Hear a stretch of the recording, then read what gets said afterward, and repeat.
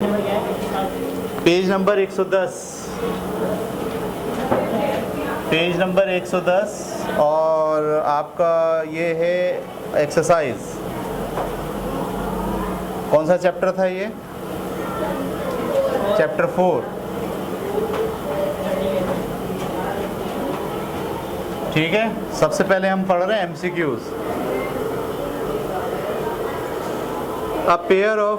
A pair of unlike parallel forces having different lines force produce dash. A pair of unlike parallel force, ऐसा जोड़ा जो unlike हो, unlike का मतलब मुख्तलिफ हो, ठीक है। having different lines force, जो मुख्तलिफ लाइंस फोर्स हो यानी मुख्तलिफ डायरेक्शन में हो। प्रोड्यूस डैश, वो क्या पैदा करता है? देखो ये सवाल में ये बात कही गई है कि कोई चीज़ है घूमने वाली, उसके ऊपर एक तरफ से यहाँ फोर्स लग रही है और एक तरफ से यहाँ फोर्स लग रही है, लेकिन दोनों फोर्सेस बराबर नहीं हैं। दोनों फोर्सेस बराबर कैसे पता चला मुझे दोनों फोर्सेस बराबर नहीं है?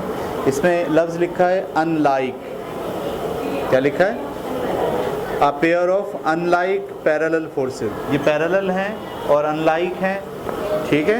हैविंग डिफरेंट लाइंस, जो मुख्तलिफ लाइंस पर मौजूद हैं।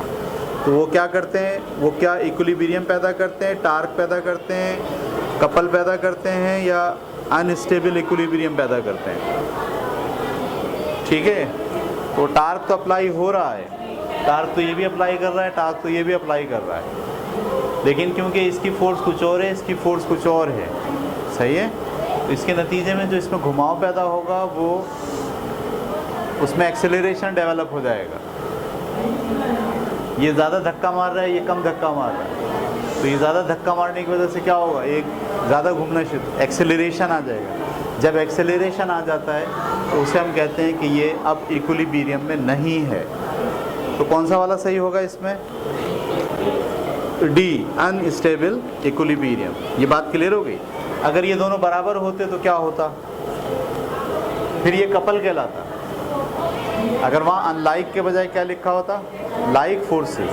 तो लाइक फोर्सेस जब दो लगती हैं, पैरेलल हों और एक दूसरे से अपोजिट डायरेक्शन में हो, तो फिर ये दोनों पेयर मिल के क्या कहलाते हैं? कपल कहलाते हैं, ठीक है। तो ये हमने पहला देख लिया, इसमें डी सही है। अब हम आ गए दूसरे सवाल पे। Head to tail rule can be use to add dash forces. Head to tail rule इस्तेमाल किया जा सकता है ऐड करने के लिए dash forces. 2 forces, 3 forces, 5 forces या any number of forces. Head to tail rule आप जब इस्तेमाल करते हैं तो कितनी फोर्सेस को जमा कर सकते हैं? जितनी भी हो। हेड टू टेल रूल में क्या करते हैं भाई? आपने ये वाली फोर्स ली, फिर ये एक फोर्स लगा दी, फिर ये एक फोर्स लगा दी, फिर ये एक फोर्स लगा दी, जितनी भी चाहे फोर्सेस हो सबको हेड एंड टेल रूल से आप ऐड कर सकते हैं। तो कौन सा जवाब सही है इसमें? D, any number of force. Number 3, a force of 15 Newton makes an angle of 60 degree with the horizontal. Its vertical component will be. तो ये तो सवाल हल करने वाला है।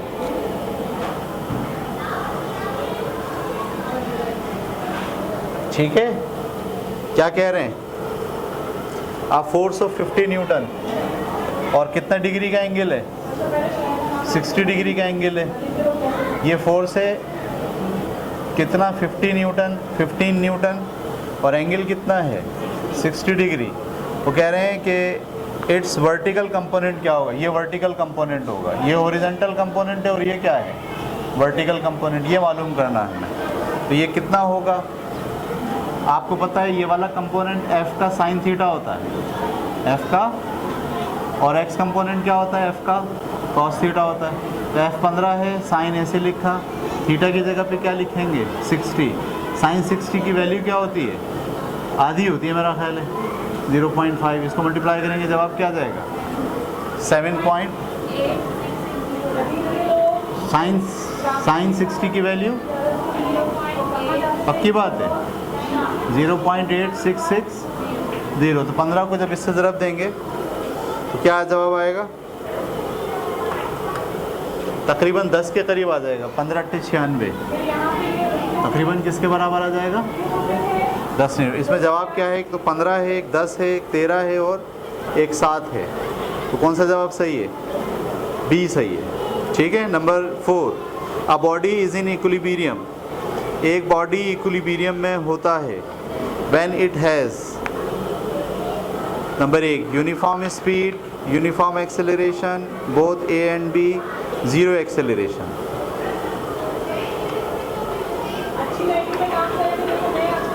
इक्विलिब्रियम की तारीफ क्या पढ़ी थी हमने?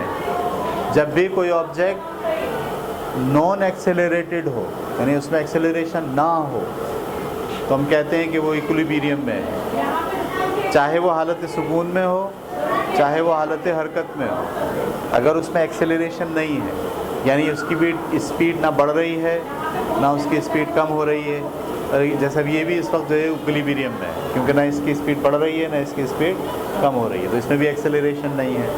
तो एक्सेलरेशन नहीं होना किसी ऑब्जेक्ट के अंदर वो कहलाता है कि वो तवाज़ुन की हालत में है या इक्विलिब्रियम में है। तो इसमें से कौन सी बात सही है? इसमें से डी बात सही है, ज़ीरो एक्सेलरेशन। यानी जब भी किसी ऑब्जेक्ट में ज़ीरो एक्सेलरेशन होगा तो वो कहाँ होगा? इक्विलिब्रियम कंडीशन में होगा। नंबर 5 में आ गए हम। अ body is in stable equilibrium after slight tilt if it is centre of gravity. अगर एक बॉडी उस वक्त स्टेबल इक्विलिब्रियम में होता है जब उसको स्लाइड टिल्ट थोड़ा सा झुकाया जाए और उसकी सेंटर ऑफ ग्रेविटी क्या हो जाए। आपको याद है 3 तरह के जो है वो इक्विलिब्रियम होते हैं।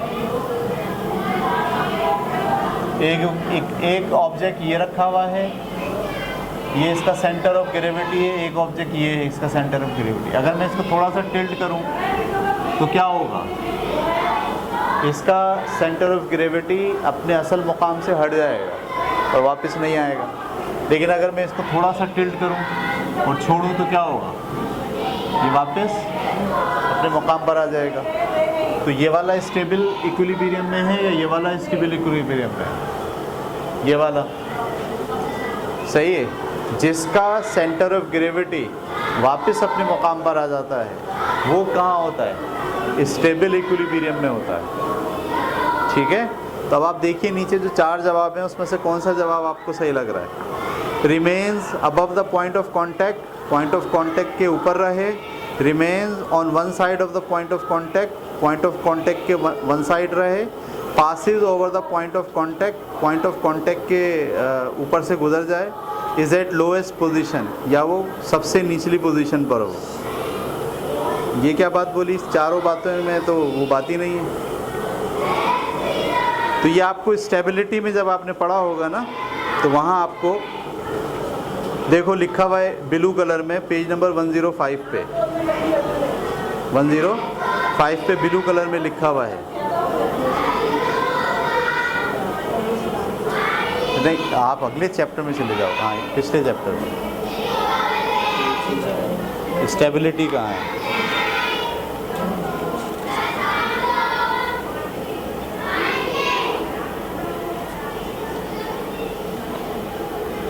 स्टेबिलिटी कहाँ है आपके पास?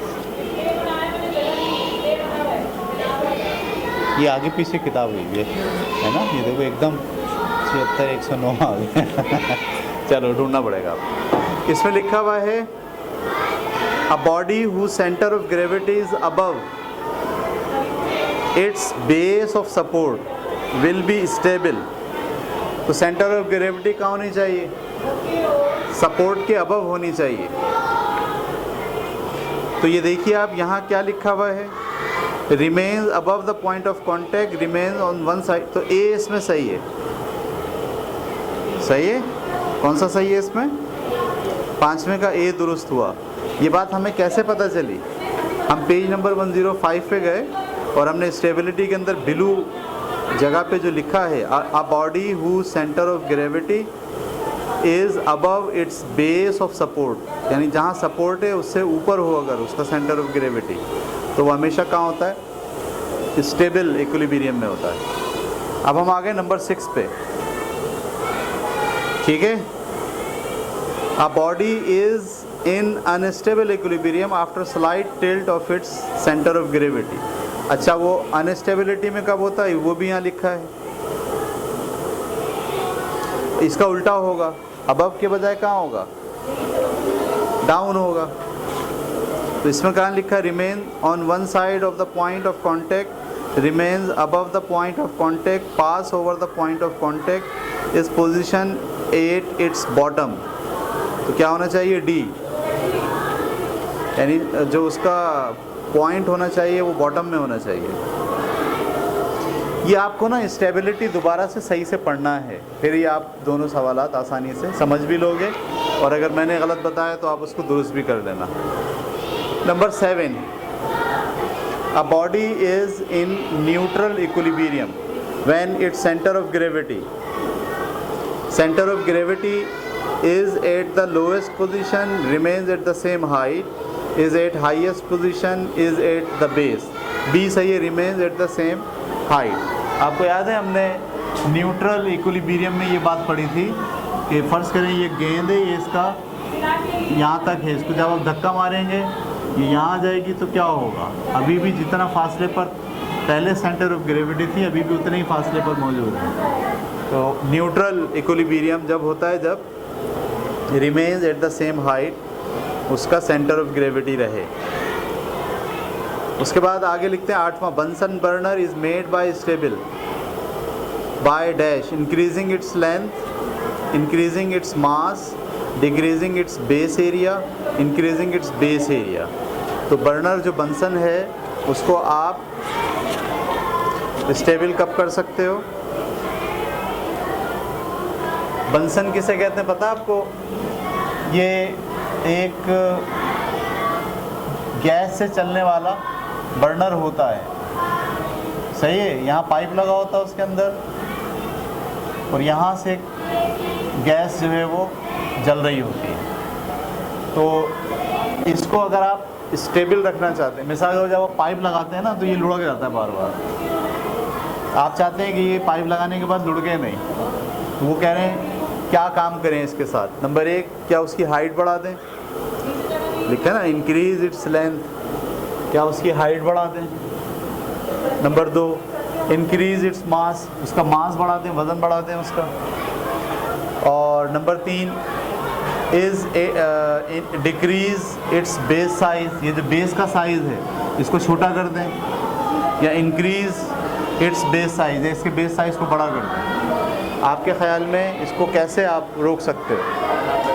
मास बढ़ा दें, ये भी हो सकता है, और उसका जो बेस का साइज़ है वो बड़ा कर दें। जब बेस का साइज़ बड़ा होगा तो फिर वो गिरेगा नहीं। तो इसमें डी जो है वो सही है। मास भी सही हो सकता है। Number 9, a tight rope walker carries a long pole. एक रस्सी पे चलने वाला आदमी अपने हाथ में लंबा सा बांस लिए हुए होता है। टू इंक्रीज हिज वेट, वो अपना वेट बढ़ाने के लिए ऐसा करता है। Rise his centre of gravity, वो अपनी सेंटर ऑफ ग्रेविटी को बढ़ाने के लिए ऐसा करता है। Lower his centre of gravity, अपनी सेंटर ऑफ ग्रेविटी को नीचे लाने के लिए ऐसा करता है। Keep his centre of gravity in fix position, या वो अपनी सेंटर ऑफ ग्रेविटी को फिक्स पोजीशन पे रखने की कोशिश करता है। आपको पता है ना रस्सी पे जो चलने वाला होता है, अक्सर रस्सी पे चलने वाले लोगों के हाथ में एक बांस होता है, बड़ा सही है। तो वो बांस क्यों पकड़ के चलते हैं? उनका सेंटर ऑफ ग्रेविटी रस्सी पर आ रहा है ना, उनका सारा मास कहाँ से गुजर रहा है। जब वो यूँ गिरने लगते हैं, मास इधर ज़्यादा हो जाता है तो वो डंडे को उधर कर देते हैं थोड़ा। जैसे डंडा उधर होता है, मास क्या हो जाता है? बैलेंस हो जाता है। समझ में आ रही बात आपको? वो डंडा ऐसे ही नहीं पकड़ा हुआ, उसने डंडा जो पकड़ा हुआ है, अगर वो यूँ गिर रहा है इस तरफ, मास इधर ज़्यादा हुआ तो वो डंडे को क्या करेगा? इधर कर देगा, थोड़ा इधर करेगा तो वापस बैलेंस हो जाएगा, यानी डंडा उसको क्या करेगा? बैलेंस कर देगा। तो वो डंडा जो पकड़ा हुआ है वो किस लिए पकड़ा हुआ है? 4 बातों में से देखें आप, कौन सी बात सही लग रही है? Keep his centre of gravity in fix position, D इसमें सही है। Number 10, stability of racing car is increase by, अगर रेसिंग कार भाग रही है, दौड़ रही है, आपको पता है ना जब वो मोड़ मुड़ती है तो क्या हो जाता है, पलटने का खतरा होता है, उसमें टार्क पैदा होता है, घूम जाती है, कलाबाजियाँ खा जाती है।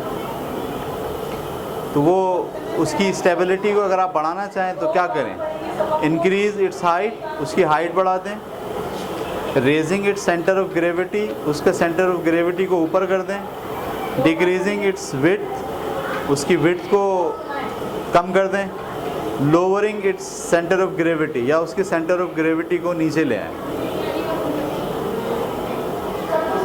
जी भाई देखो नीचे पेज नंबर 106 पर ये एक तस्वीर बनी हुई है कार की।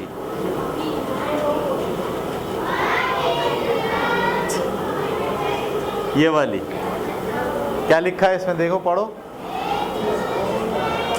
स्पोर्ट्स कार को स्टेबल बनाया जा सकता है कैसे,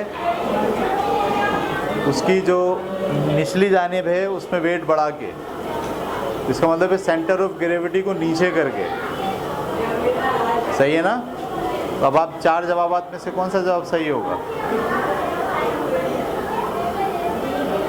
डी, सेंटर ऑफ ग्रेविटी को नीचे करके।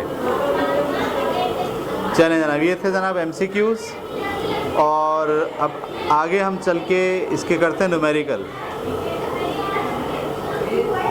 तो न्यूमेरिकल की क्लास फिर हम अलग बनाते हैं, उसमें सारे न्यूमेरिकल एक साथ करा देंगे, ठीक है। बस आज इतना रखेंगे, ये रुको।